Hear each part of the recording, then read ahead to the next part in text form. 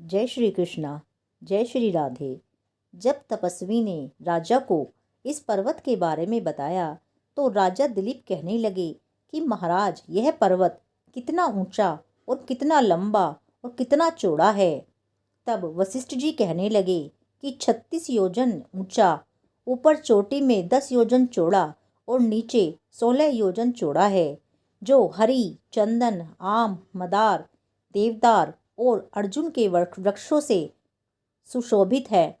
दुर्भिक्ष से दुखी होकर इस पर्वत को और फल फूलों से परिपूर्ण देखकर भृगु वहीं रहने लगे और यहाँ पर कंदराओं, वनों और उपवनों में बहुत दिनों तक तप करते रहे। इस प्रकार जब भृगु ऋषि वहाँ पर अपने आश्रम पर रह रहे थे तो एक विद्याधर अपनी पत्नी सहित उतरा। वे अत्यंत दुखी थे। उन्होंने भृगु ऋषि को प्रणाम किया और ऋषि ने बड़े मीठे स्वर में उनसे कहा कि हे विद्याधर, तुम बड़े दुखी दिखाई देते हो, इसका क्या कारण है? तब विद्याधर कहने लगा कि महाराज, पुण्य के फल को पाकर, स्वर्ग पाकर तथा देवतुल्य शरीर पाकर भी मेरा मुख व्याघ्र जैसा है। मेरे दुख और अशांति का यही एक कारण है। न जाने किस पाप का फल है। मेरे चित्त की व्याकुलता का दूसरा कारण भी सुनिए। मेरी पत्नी अति रूपवती, मीठा वचन बोलने वाली, नाचने और गाने की कला में अति प्रवीण, शुद्ध चित्त वाली, सातों सुरों वाली, वीणा बजाने वाली, जिसने अपने कंठ से गाकर नारद जी को प्रसन्न किया, नाना स्वरों के नाद से वीणा बजाकर कुबेर को प्रसन्न किया, अनेक प्रकार के नाच ताल से शिवजी महाराज जी भी अति प्रसन्न और रोमांचित हुए। शील, उदारता, रूप तथा यौवन में स्वर्ग की कोई अप्सरा भी इस जैसी नहीं है। कहाँ ऐसी चंद्रमुखी स्त्री और कहाँ मैं व्याघ्र मुख वाला, यही चिंता सदैव मेरे हृदय को जलाती है।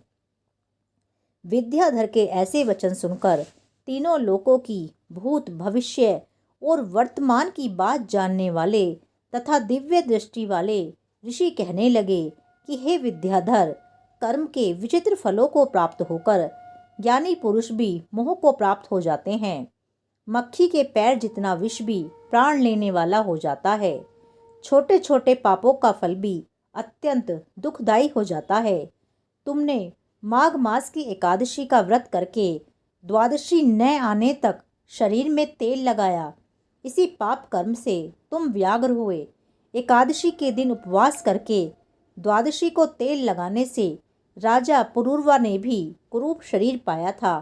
तब वह अपने कुरूप शरीर को देखकर दुखी होकर हिमालय पर्वत पर देव सरोवर के किनारे गया।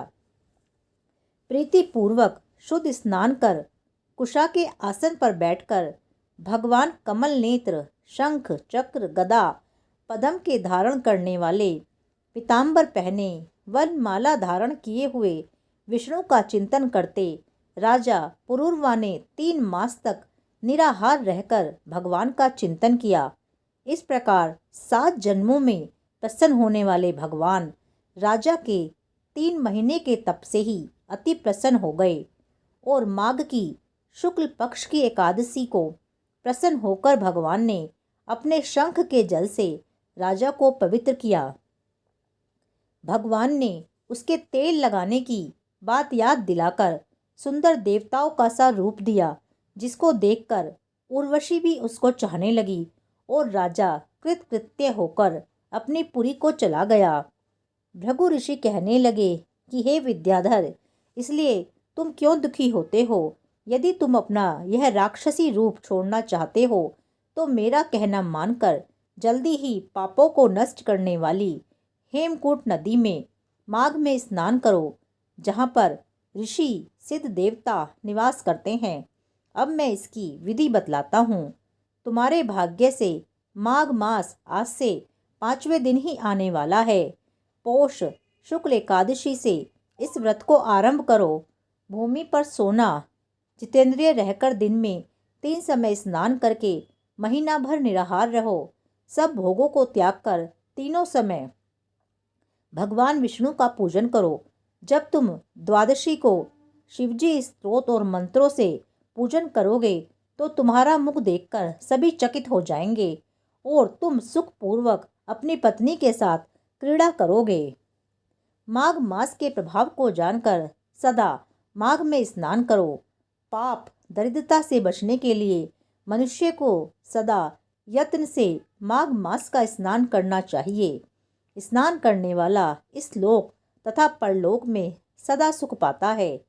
वशिष्ठ जी कहते हैं कि हे दिलीप, भृगु जी के यह वचन सुनकर वह विद्याधर अपनी स्त्री सहित उसी स्थान पर पर्वत के झरने में माघ का स्नान करता रहा और उसके प्रभाव से उसका मुख देव सदृश हो गया। वह मणिग्रीव पर्वत पर आनंद से रहने लगे। भृगु जी भी नियम की समाप्ति पर शिष्यों सहित ईवा नदी के तट पर आ गए। तृतीय अध्याय पूर्ण। जय श्री कृष्णा, जय श्री राधे।